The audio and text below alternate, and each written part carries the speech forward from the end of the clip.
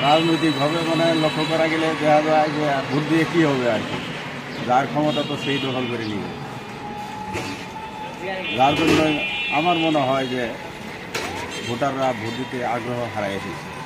আপনার সকালবেলা একটু চাপ ছিল, এখন আবার ওই যে আমাদের মানে খাবার টাইম এবং কি ইরিগেশনের সময়, অত্যন্ত কাজকামের সময়, যার ফলে এই সময়টুকুর জন্য একটু কম।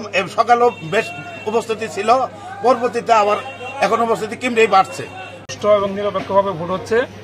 আমরা যদিও দু একটা ভোট মানে 100% ভোট নিশ্চিত না হলেও এখন একটু ইরিগেশনের সিজন, মানুষ একটু বাড়িতে কাজকর্ম নিয়ে ব্যস্ত আছে, এরপরও ভোটার উপস্থিতি আস্তে আস্তে বাড়তেছে। স্যার এখানে কাজ কামের সংখ্যা আল্লাহ বেশি, লোকজন আসতে ধরে আসতেছে, এইভাবে ভোট দিও, মানে ভোট পাওয়াই যায়।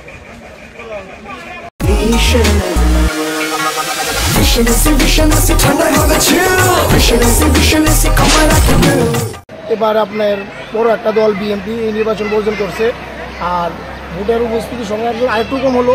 মানুষের কাজ কাম বিভিন্ন ক্ষেত্রে বিভিন্ন মানুষের কাজে ব্যস্ত, যার ফলে ভোটার উপস্থিতি কম। কিন্তু এখন বেলা প্রায় 10টা 10:30 বাজতে দেখা যাক, কিছু পরে কিছু আরেকটু ভোটার উপস্থিতি হতে পারে।